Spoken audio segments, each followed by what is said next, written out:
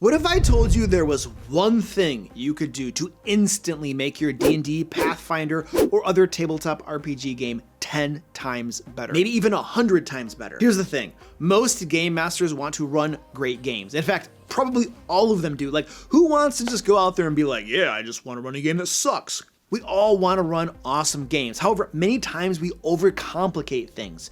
You may think you have to do all these things in order to run an amazing game for your players, and all of them, all those little things have to be done awesome and perfect. And while yes, there are lots of things you can do to improve your game, sometimes the simple things, the small things, are what really matter. A few years ago, I was a player in this D&D game that was really quite unsatisfying, and I couldn't quite put my finger on why at first. I was there for quite a few sessions, but things just weren't clicking. However, I was also a player in a different game master, that I really enjoyed. And it was after a session in that game that everything slid into place, and I realized what made the one game unsatisfying and the other game really enjoyable. Now in game A, the game master constantly had their nose in the book. It was like this. Book, got my book here, I'm the game master, and my nose is in the book. Now, we were running a module, so it wouldn't have been this book. But the point remains, their nose was constantly in the book, and they were constantly looking things up. I think they were concerned about running the module exactly as written and not getting any of the details wrong. Or they just hadn't prepared enough in advance. Either way, our game master was AWOL, absent without leave, for about half of the game. They were de facto just not there running the game because their nose was in the book. Now, that means that we players were left to our own devices to keep ourselves entertained. Two of the players were chatterboxes in character and just kept going on and on and on, talking to each other and to the rest of us. And then there were like two of us, me included, that were quieter. And yeah, I was quieter, imagine that. Anyway, we needed to find other ways to entertain ourselves while we were waiting for the GM to come back from their research break. I remember this one time, he and I just started moving our minis on the map to unexplored areas, hoping that we would stir up trouble and make things interesting again. I mean, at least that's what I was doing. But what was happening is that while the GM had their nose in the book, and it seemed to happen a lot, the game was basically paused. And even though the players were kind of doing stuff, we were mostly just waiting for the game master to unpause the game.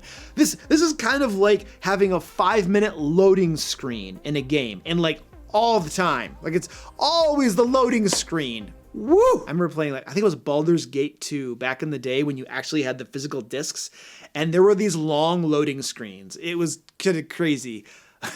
They suck. Anyway, this obviously kills pacing and contributes greatly to boredom, at least from my point of view. Not Baldur's Gate 2, like in D&D games. However, there was also something else going on at times. You see, when a player declares an action, it then falls to the game master to adjudicate that action. But what was happening is in this game, there were multiple players declaring actions back to back without allowing the game master time to resolve any of them. So we would end up with like 3 declared actions. The game master would resolve one of them. Then another player would declare another action, adding to the queue. The game master would start to resolve another. Then another action gets added. Then the game master forgets a declared action, and the player reminds them. It was pure chaos at times. Okay, now, contrast that to my other game. In game B, the game master did not have their nose in a book much at all. They had clearly prepared adequately in advance, and they improvised as needed to avoid having to look things up. The result was a game that almost never got paused,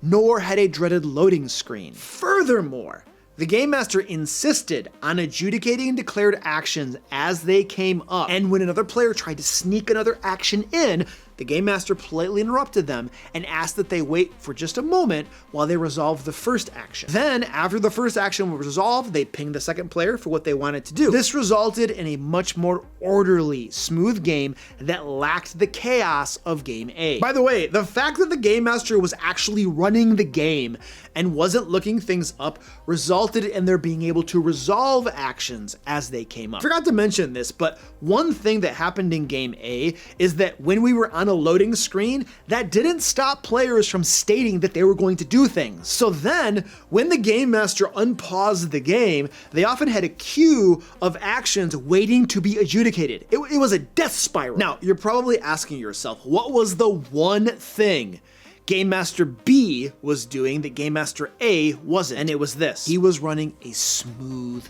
game. Running a smooth game can be the difference between a crappy game and an amazing game. So I'm going to give you 3 easy things you can do to run a smooth game. But first, I want to thank the sponsor of this video, Describe. If you're a game master who sometimes struggles with narrative descriptions, being eloquent with the talkie-talkie, Describe can help. Describe has thousands of professionally written read-aloud text for things like monsters, places, and spells.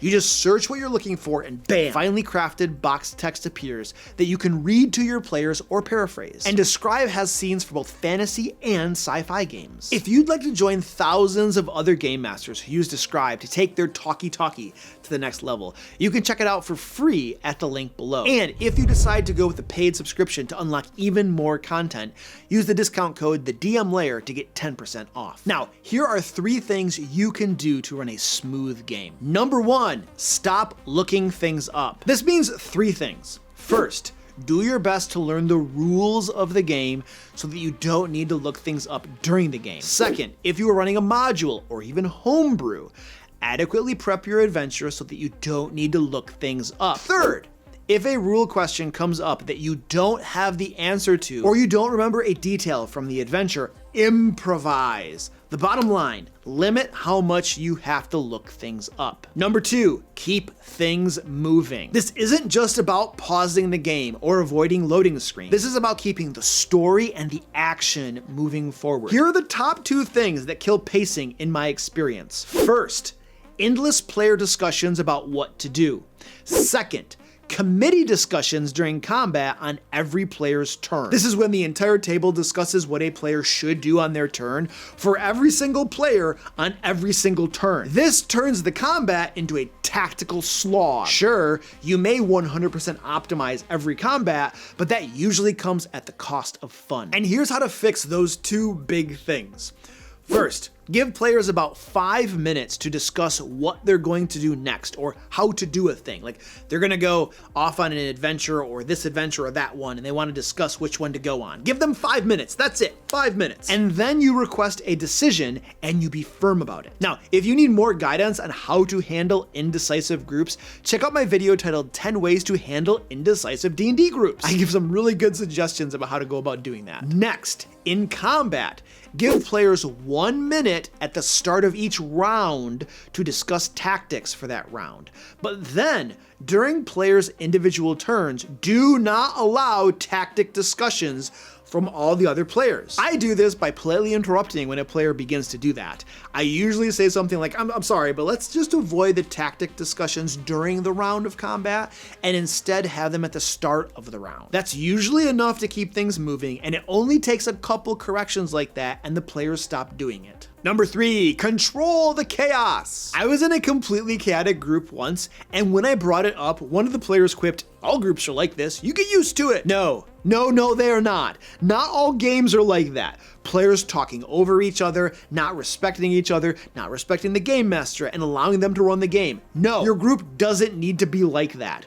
Assert your authority as a game master and keep things to a dull roar. In my games, we all still have fun, but the environment is one of control, not chaos. I mean, not most of the time. So, how do you control the chaos? First, ask players not to talk over each other, especially if you're playing online. Second, ask players to wait for you to adjudicate one player's action before they declare an action they'd like to do. Third, make sure you're giving a chance for all players to participate, usually by calling on them, and don't allow the talkative players to dominate the game. But those are just my suggestions for running a smooth game. What do you think? How do you run smooth games at your table to keep the story and action moving forward? And don't forget, if you'd like to support the content my team and I create, consider becoming a DM Lair patron. Each month, you'll get a new issue of Lair magazine filled with GM resources resources to help you run amazing games for your players. We even have free trials available, so you can try Lair magazine out with no commitment. Now, if you're wondering how to make travel more interesting in your D&D game, check out my video right here that guides you through how to implement a point of interest system in your game. Until next time, happy game mastering.